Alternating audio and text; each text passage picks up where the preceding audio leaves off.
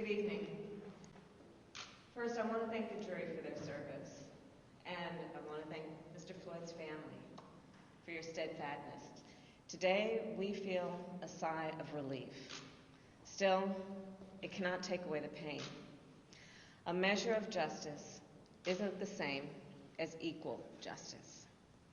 This verdict brings us a step closer, and the fact is, we still have work to do. We still must reform the system. Last summer, together with Senator Cory Booker and Representative Karen Bass, I introduced the George Floyd Justice and Policing Act. This bill would hold law enforcement accountable and help build trust between law enforcement and our communities. This bill is part of George Floyd's legacy.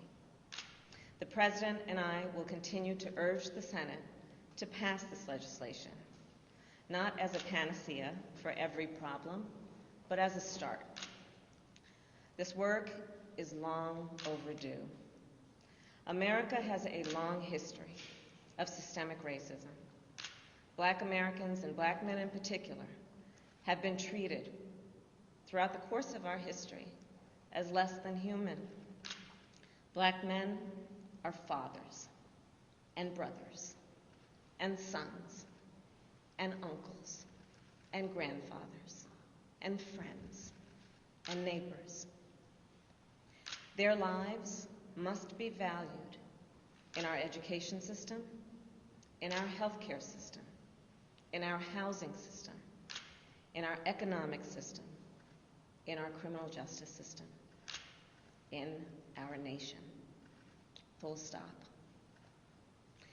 Because of smartphones, so many Americans have now seen the racial injustice that Black Americans have known for generations. The racial injustice that we have fought for generations, that my parents protested in the 1960s, that millions of us, Americans of every race, protested last summer. Here's the truth about racial injustice.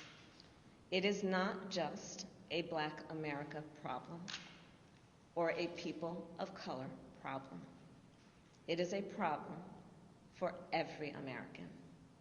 It is keeping us from fulfilling the promise of liberty and justice for all. And it is holding our nation back from realizing our full potential. We are all a part of George Floyd's legacy, and our job now is to honor it and to honor him. Thank you. And now it is my great honor to introduce the President of the United States, Joe Biden.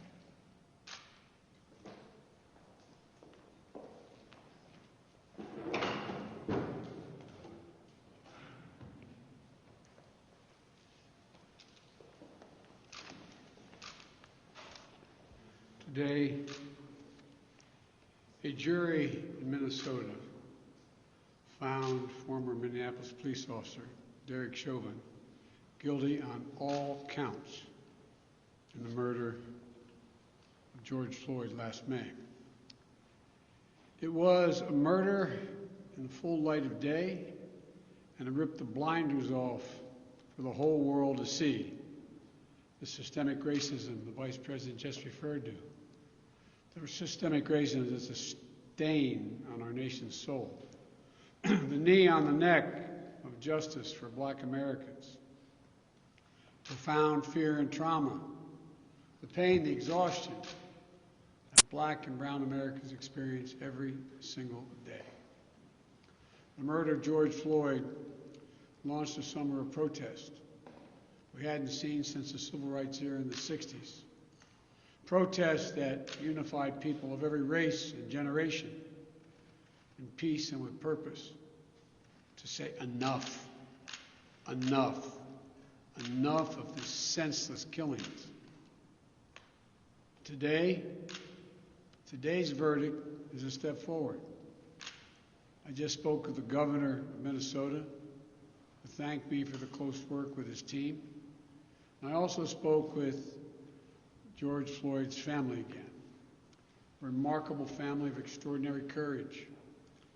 Nothing can ever bring their brother, their father, back. But this can be a giant step forward in the march toward justice in America.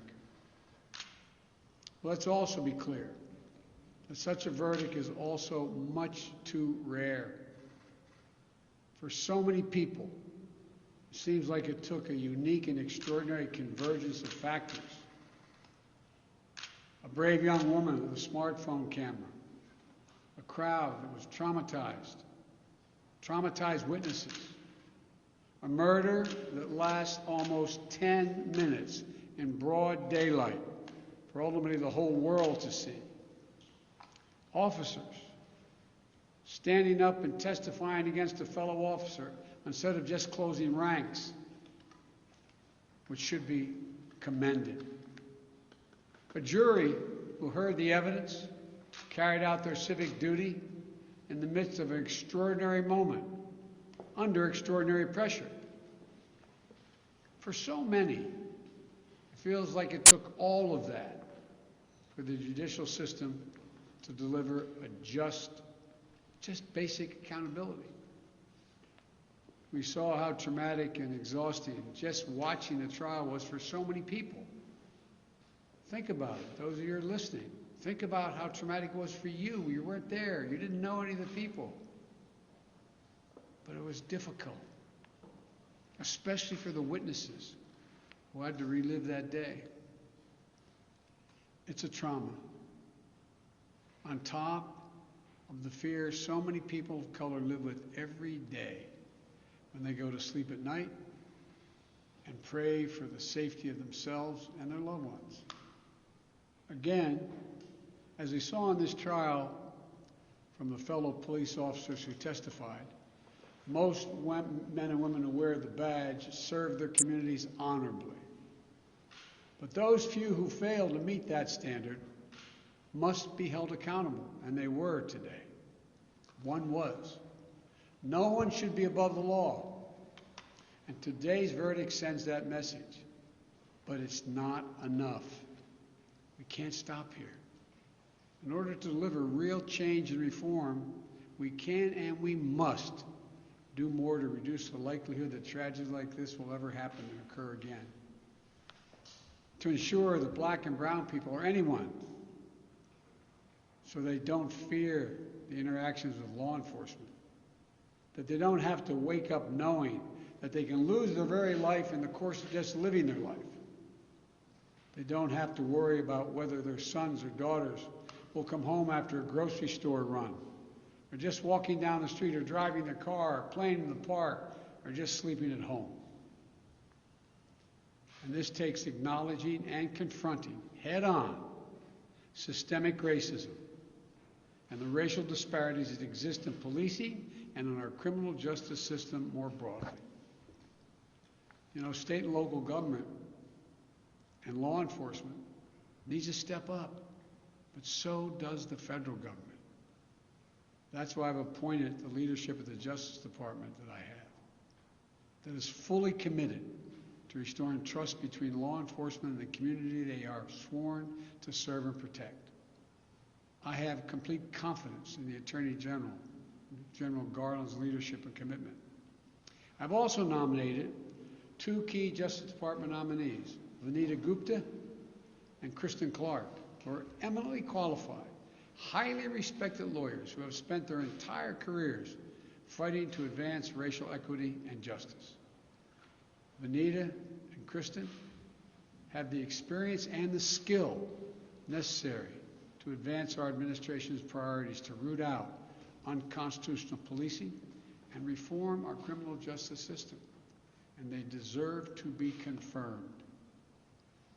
We also need Congress to act. George Floyd was murdered almost a year ago. There's meaningful police reform legislation in his name. You just heard the Vice President speak of it. She helped write it. Legislation to tackle systemic misconduct in police departments, to restore trust between law enforcement and the people they're entrusted to serve and protect. But it shouldn't take a whole year to get this done. In my conversations with the Floyd family, I spoke to them again today, I assure them we're going to continue to fight for the passage of the George Floyd Justice and Policing Act so I can sign into law as quickly as possible. There's more to do. Finally, it's the work we do every day to change hearts and minds as well as laws and policies. That's the work we have to do. Only then will full justice and full equality be delivered to all Americans. And that's what I just discussed with the Floyd family. The guilty verdict does not bring back George. But through the family's pain, they're finding purpose. So George's legacy will not be just about his death, but about what we must do in his memory. I also spoke to Gianna, George's young daughter, again. When I met her last year, I've said this before, at George's funeral, I told her how brave I thought she was. And I sort of knelt down to hold her hand. I said, Daddy's looking down on you. He's so proud. She said to me then, I'll never forget it, Daddy changed the world. And I told her this afternoon, Daddy did change the world. Let that be his legacy, a legacy of peace, not violence, of justice. Peaceful expression of that legacy are inevitable and appropriate, but violent protest is not. And there are those who will seek to exploit the raw emotions of the moment, agitators and extremists who have no interest in social justice, who seek to carry out violence, destroy property, fan the flames of hate and division, who will do everything in their power to stop this country's march toward racial justice. We can't let them succeed. This is a time for this country to come together, to unite as Americans. There can never be any safe harbor for hate in America. I've said it many times.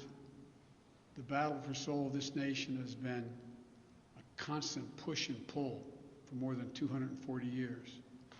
A tug of war between the American ideal that we're all created equal and the harsh reality that racism has long torn us apart.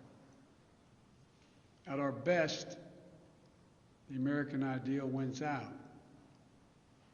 So we can't leave this moment or look away thinking our work is done. We have to look at it, we have to look as we did for those 9 minutes and 29 seconds. We have to listen. I can't breathe. I can't breathe.